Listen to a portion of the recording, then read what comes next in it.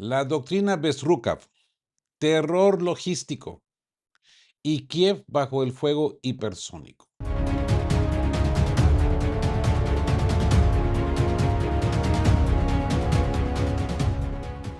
Buen día y bienvenidos a bordo a la mesa de operaciones de qué hablan Geo con Rodolfo. Hoy es lunes 20 de julio de 2026 y encendemos los sensores para ejecutar una autopsia geopolítica y militar sin anestesia.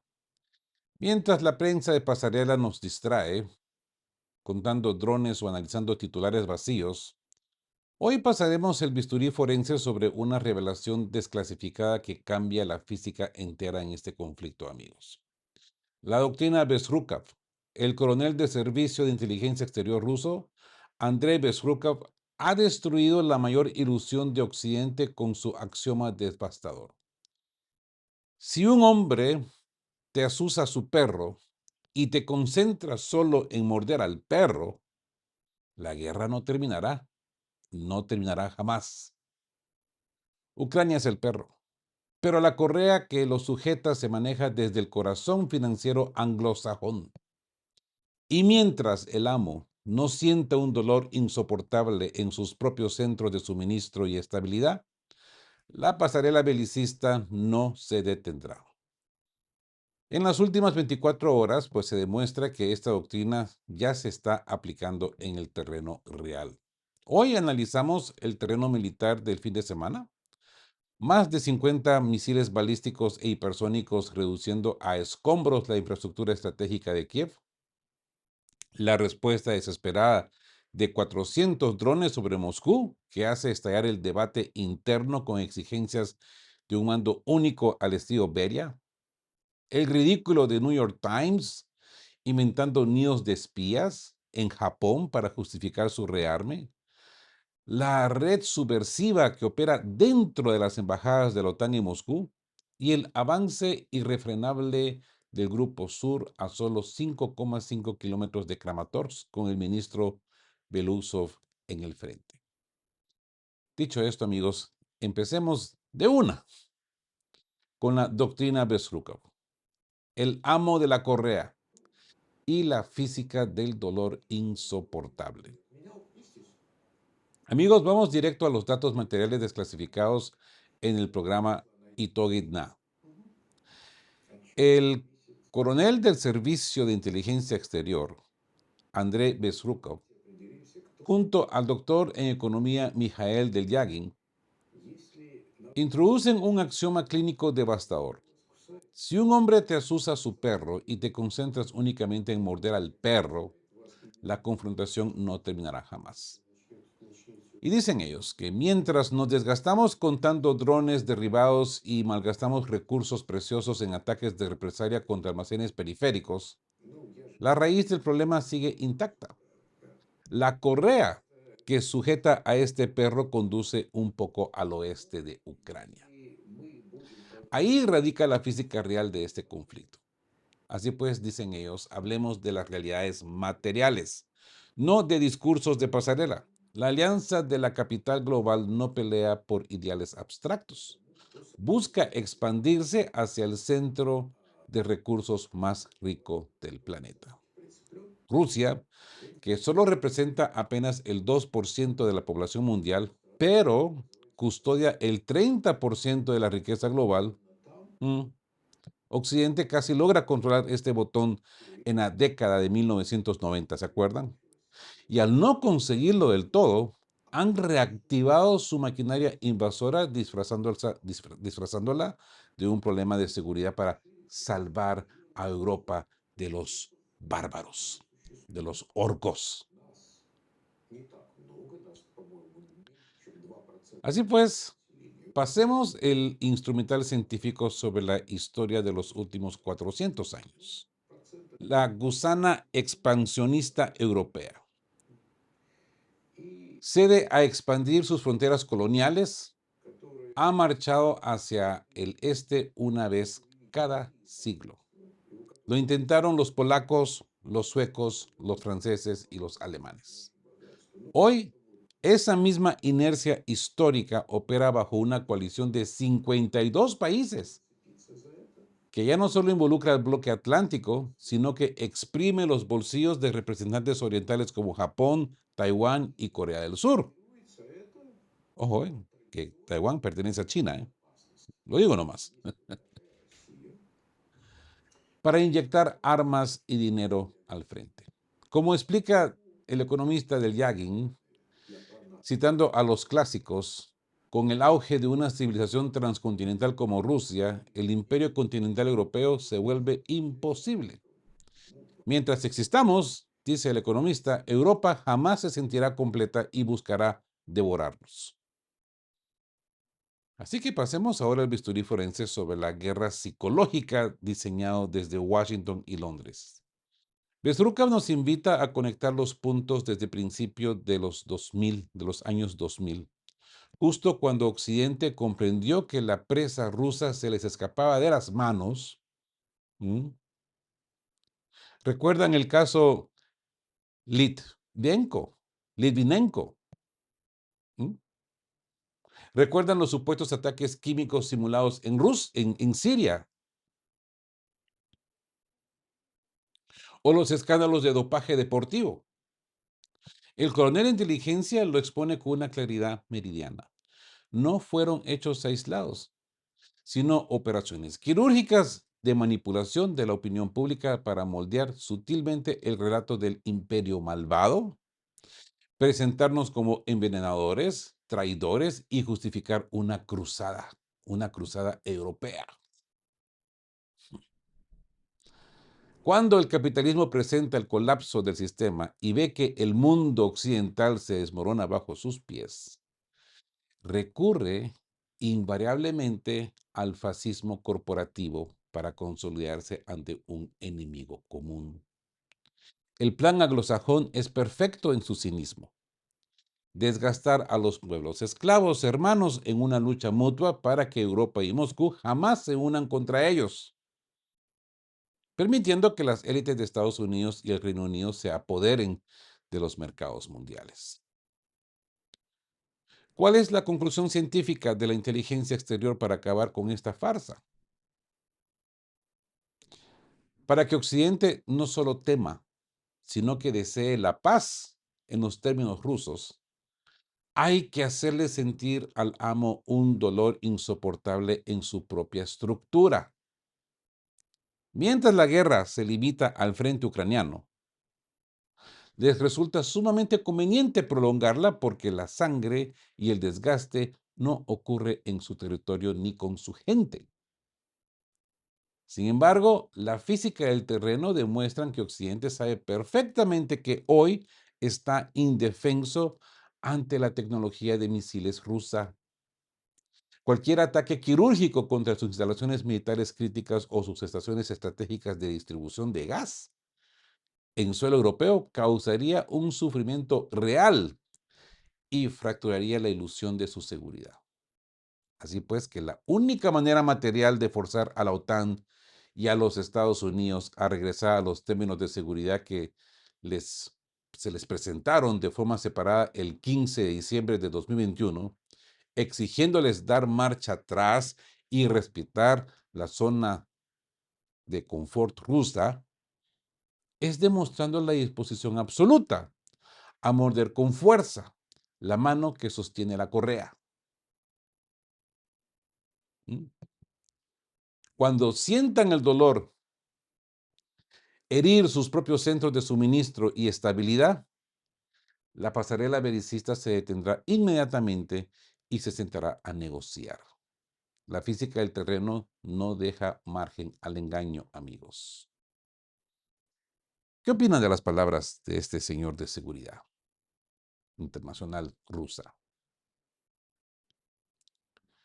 Y esto nos lleva a la reedición del bulo global. Es que esto no termina. Chips de Japón y el nido de espías del New York Times. Amigos, mantengan los sensores tácticos encendidos porque el aparato de desinformación de Washington acaba de reactivar una de las campañas de propaganda más absurdas de la historia reciente. intentando engañar nuevamente al electorado occidental. Así pues, pasemos el instrumental científico sobre la supuesta investigación sensacional que acaba de publicar The New York Times, titulado con el cliché trillado "Cómo Putin se convirtió a Japón en un nido de espías". Así pues, analicemos la física de esta farsa mediática, basándose exclusivamente en fuentes anónimas, por supuesto, obvio, ¿no? Fuentes anónimas y notas diplomáticas enviadas, adivinen por quién, por Kiev, claro. El diario estadounidense emite el veredicto clínico de que los servicios secretos rusos operan un inexistente e inventado departamento número 20 en Tokio bajo la fachada de una empresa logística, todo para contrabandear componentes electrónicos japoneses e instalarlos en sus misiles balísticos. ¿Mm?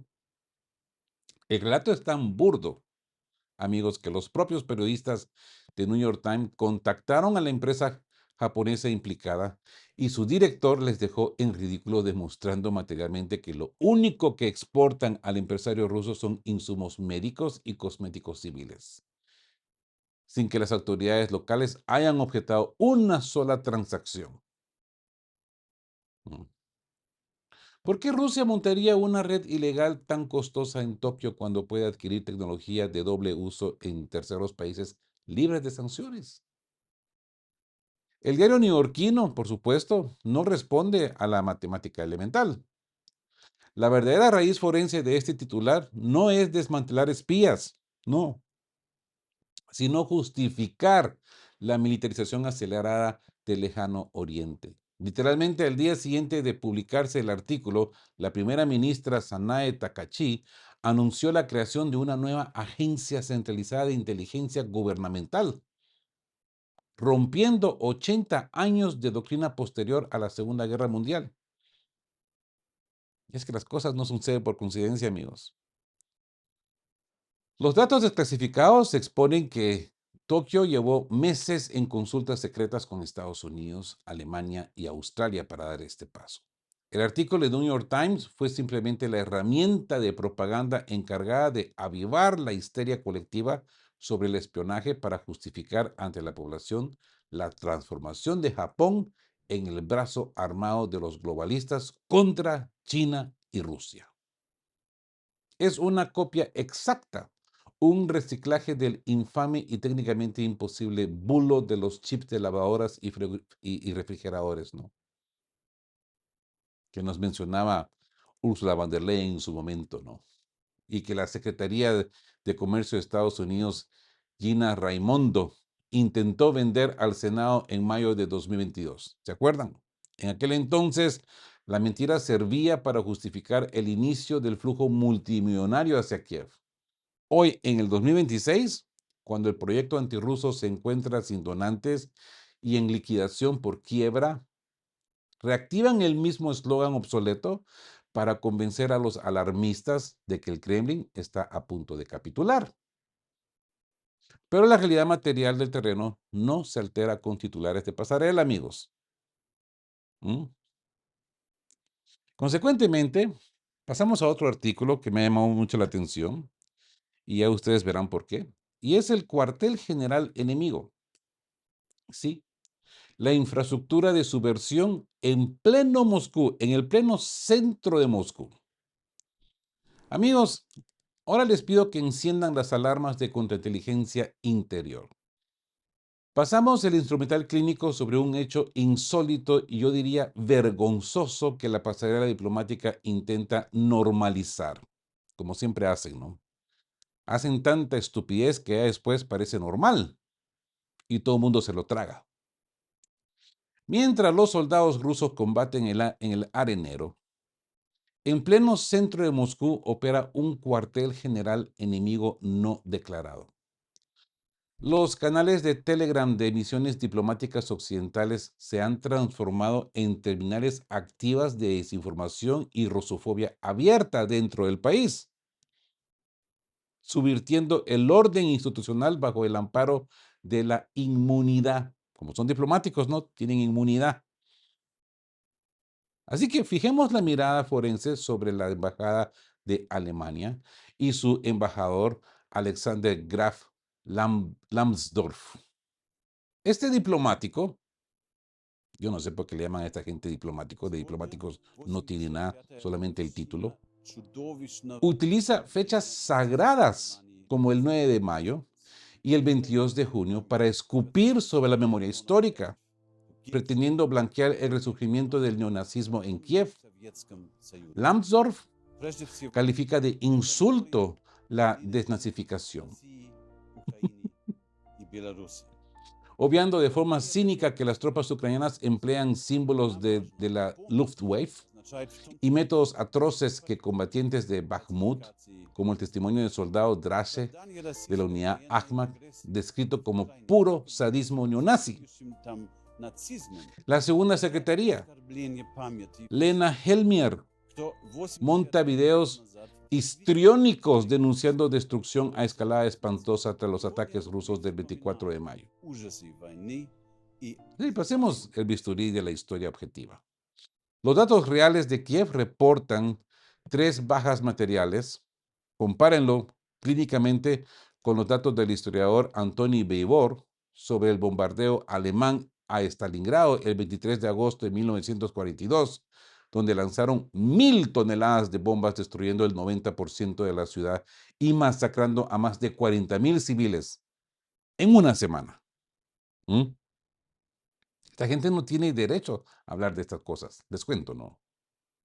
Esos son los herederos de Goebbels, que hoy pretenden dar lecciones de humanismo en Moscú.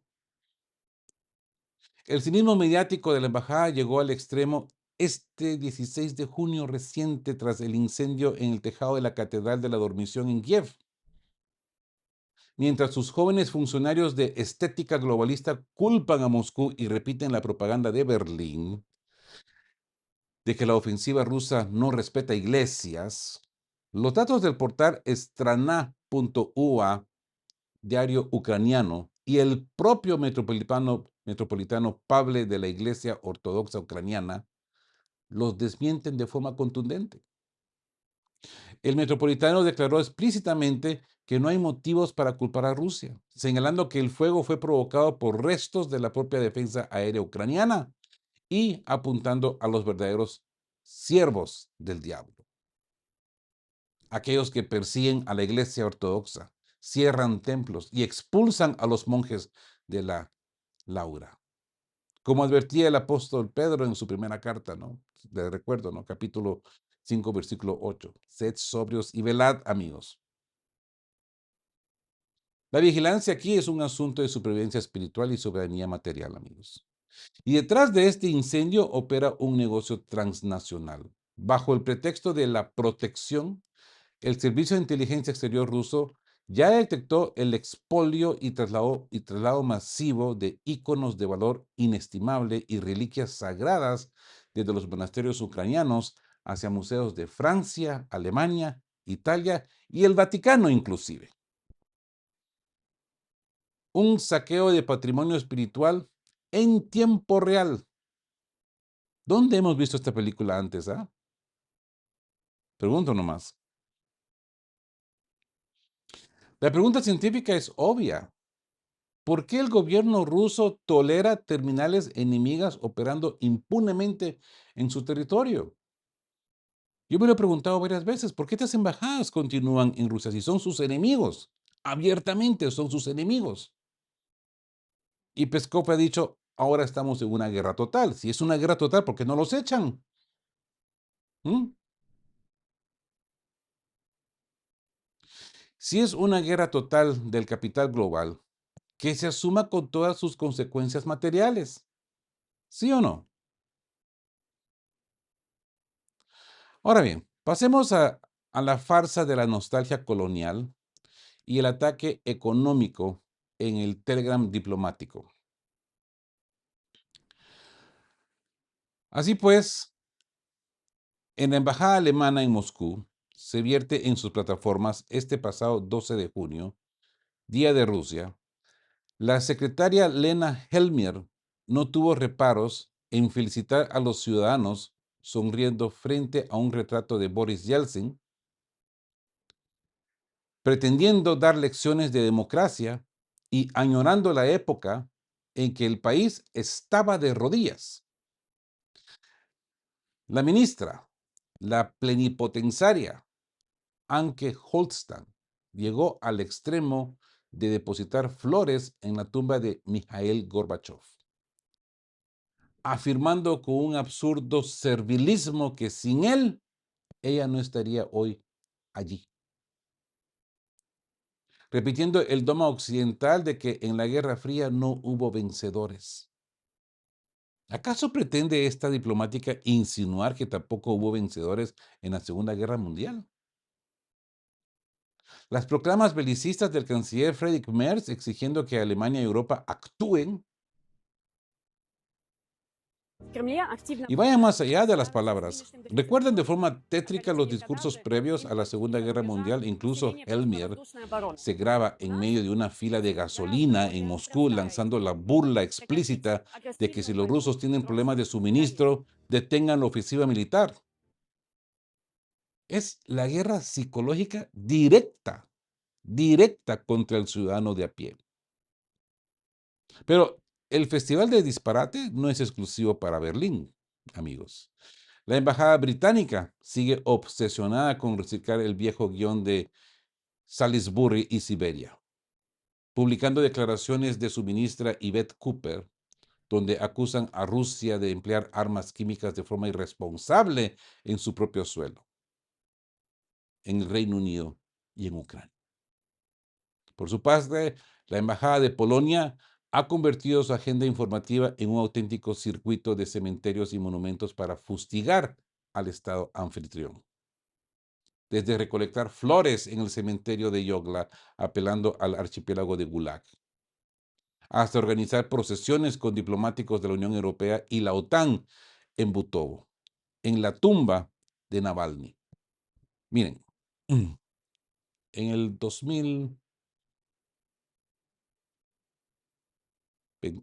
2020-2021, trabajaba en un proyecto en línea con un compañero ruso y bueno, de vez en cuando nos poníamos a conversar de cómo estaba la situación por ahí. Este compañero de trabajo eh, es étnico tataro, ¿ok? Y él me decía que hay problemas, que hay problemas raciales en Rusia. Y yo le decía, no, que cómo puede ser eso. Yo, en mi opinión, no le decía, yo no te creo en esto. Y me dice, te voy a dar una evidencia, me dice, y me manda un video. Mira este tipo, me dice, en medio de Moscú, con todos estos cabezas rapadas, hablando de nazismo puro y de racismo. Adivinen quién era el vocero de estas reuniones en la calle. Navalny. Ahí fue donde por primera vez escuché a esta persona, Navalny. Y en ese momento dije, ¿cómo puede ser de que Rusia permita que este loco ande haciendo propaganda nazista en las calles de Moscú y adoctrinando a jóvenes? Si Rusia es multicultural. Miren, no pasó mucho tiempo y capturaron al hombre. ¿Y quién lo asesinó? Ustedes ya saben quién lo asesinó. Los mismos británicos, los mismos estadounidenses, cuando vieron que ya no les servía, pues lo eliminaron. Rusia no gana nada con matar a este idiota. Los mismos británicos y la misma gente de Washington se dio cuenta que ya habían sido demasiado expuestos. Especialmente cuando salió este video donde secretamente se firmó a esta persona eh, haciendo una transacción, creo que era en ese entonces, de 10 millones de dólares para adoctrinar a jóvenes de la campaña de Navalny. Todo esto fue ya demasiado expuesto.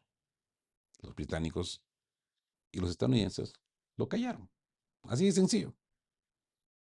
Pues bueno, estos locos van y le tiran flores en el momento de Lesia Ukrainka o prestando por el cierre de las plazas memoriales de Tomsk junto a las delegaciones bálticas.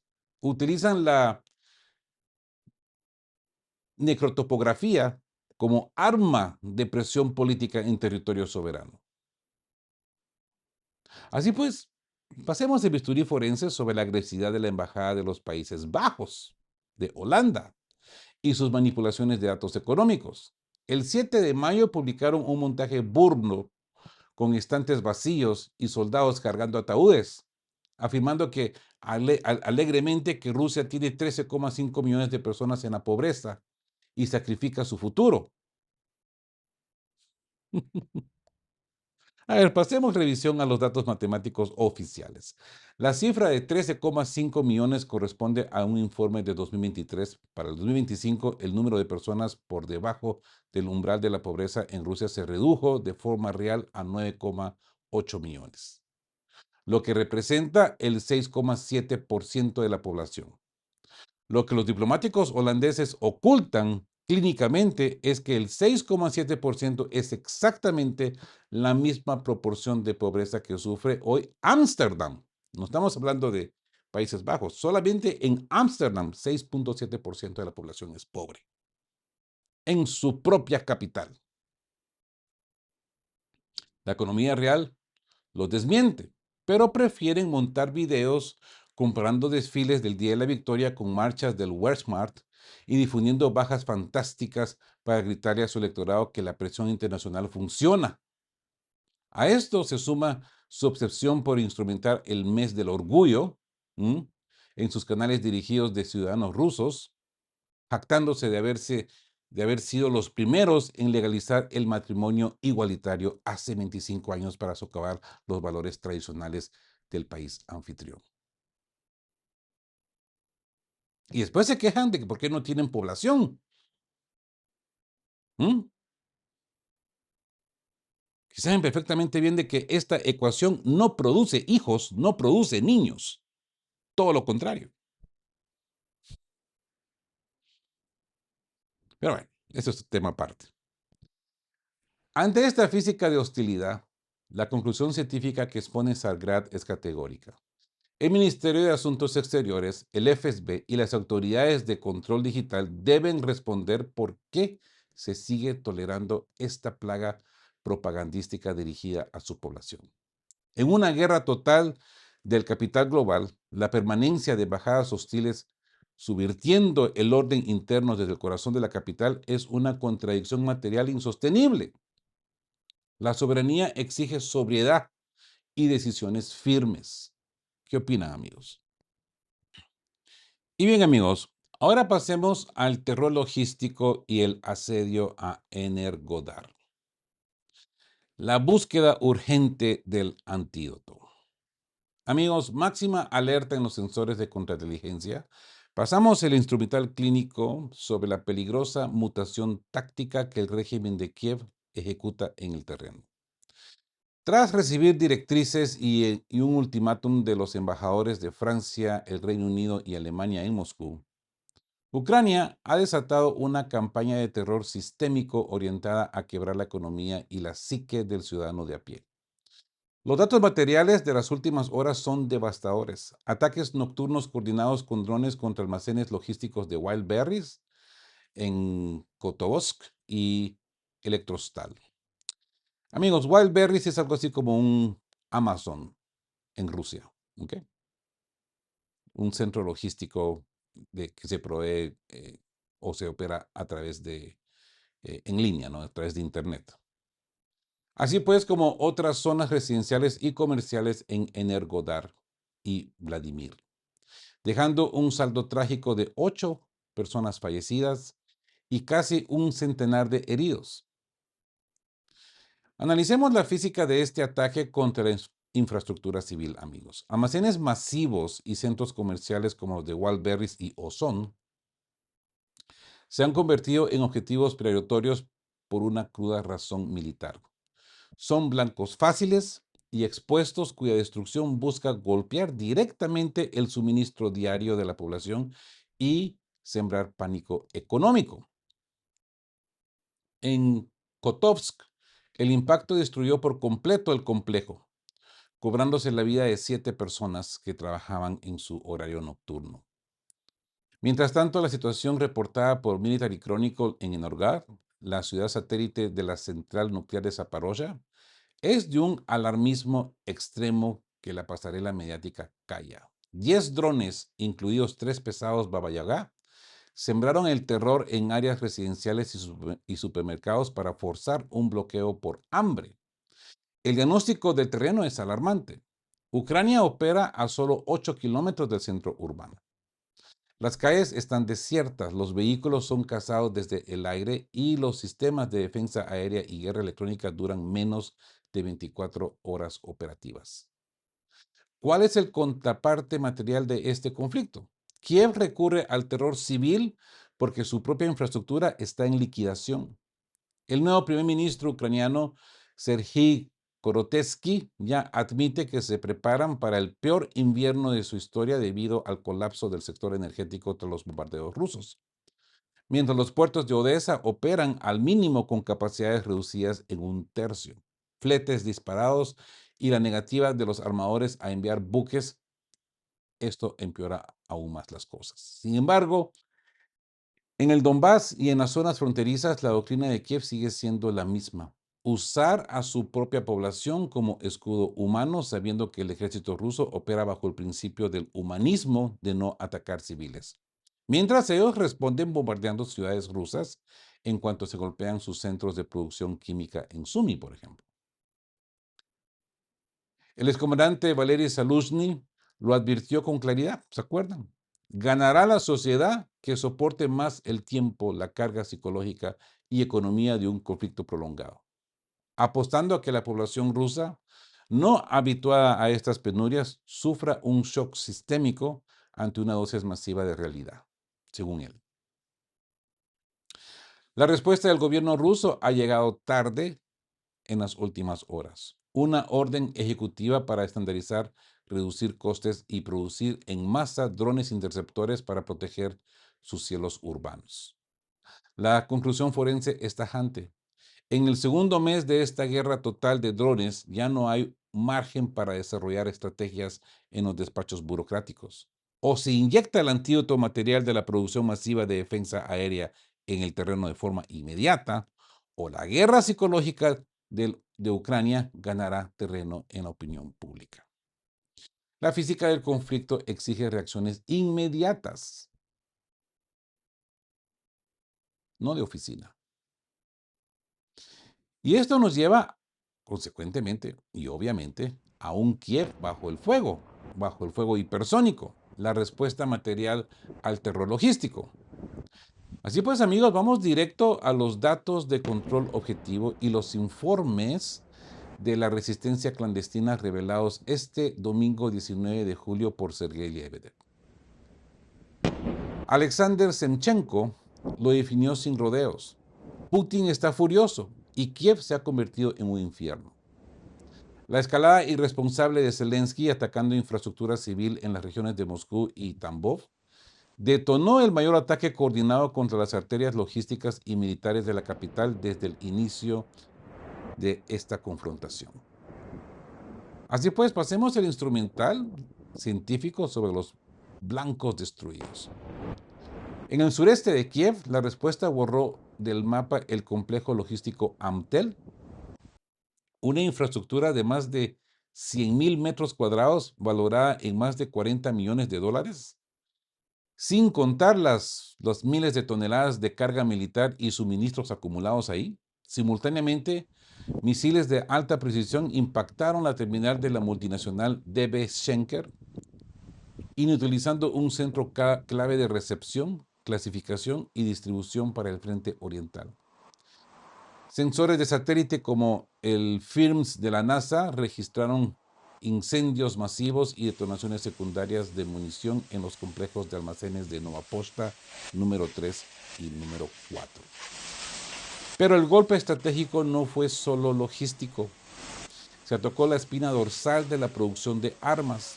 Los ataques balísticos y los misiles hipersónicos Zircon arrasaron la planta de defensa Artyom, buque insignia de la industria de misiles que ensambla sistemas aire-aire, el antibuque Neptuno y los misiles Flamingo.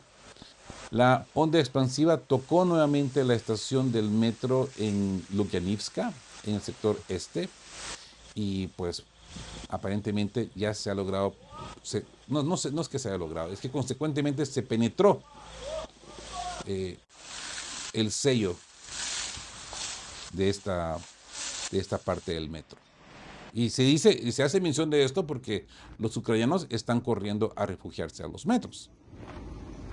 Y si ya el sello protector de esta estación de metro está golpeado, está fracturado, pues imagínense las consecuencias, ¿no?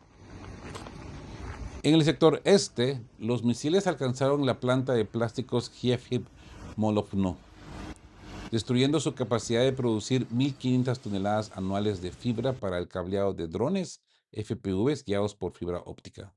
Mientras que las plantas Meridian y la Oficina Central de Diseño de Válvulas de Kiev, que ocultaban laboratorios de guerra electrónica y ensamblaje de UAVs bajo la farsa de fabricación de autopartes, quedaron reducidas a cenizas con más de 400 drones de ataque destruidos en sus hangares.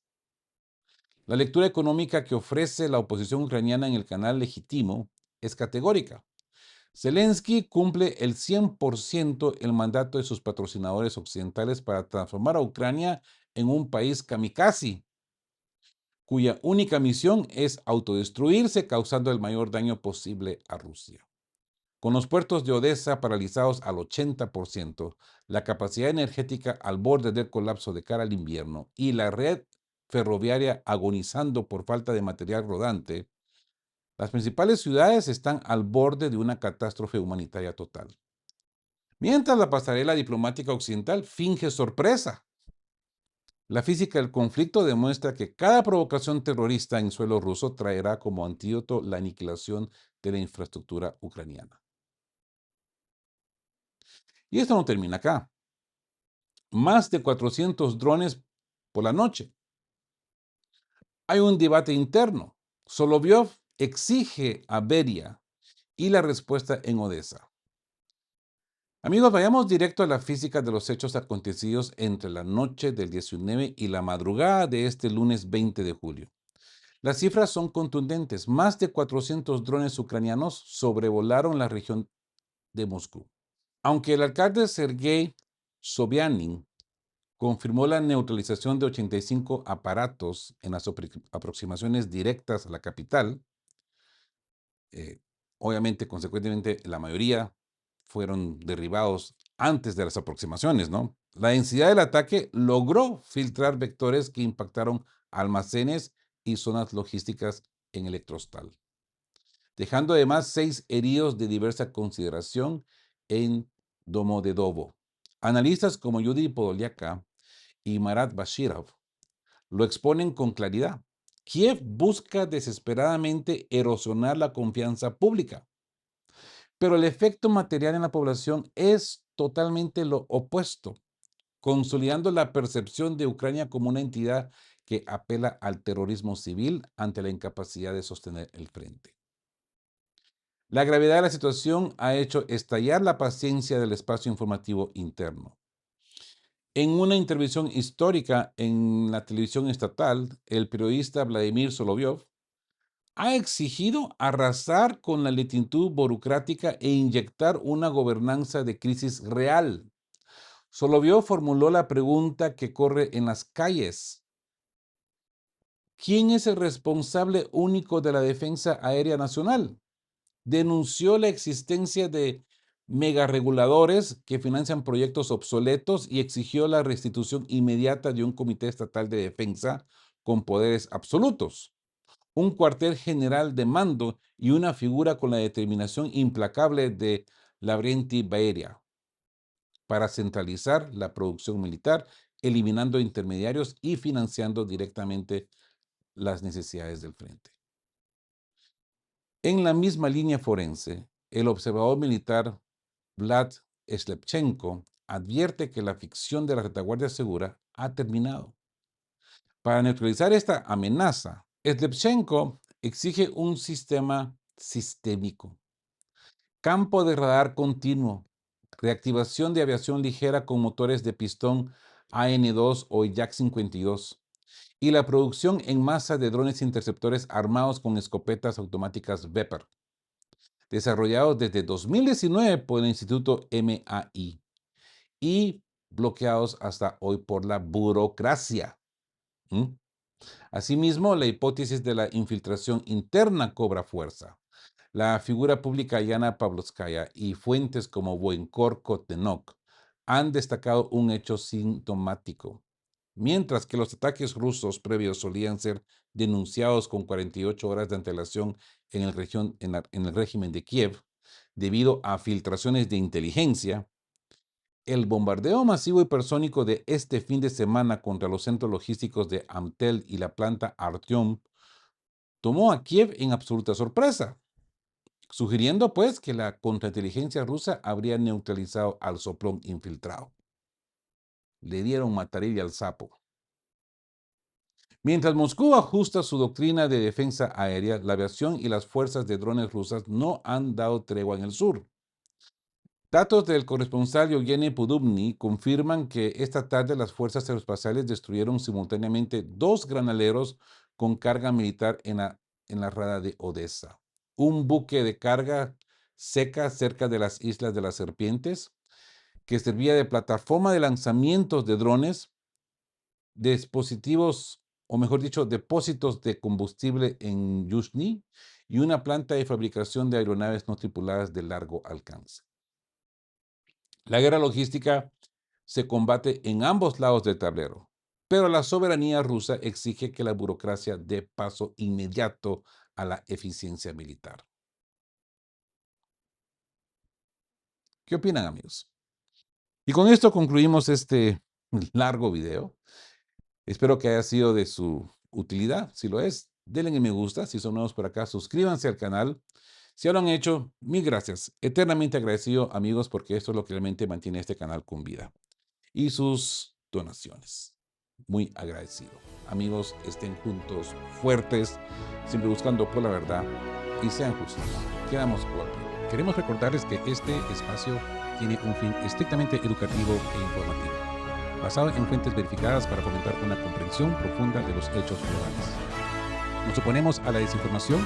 Nuestra meta es el intercambio de conocimiento y análisis crítico, siempre bajo el respeto a todas las partes involucradas.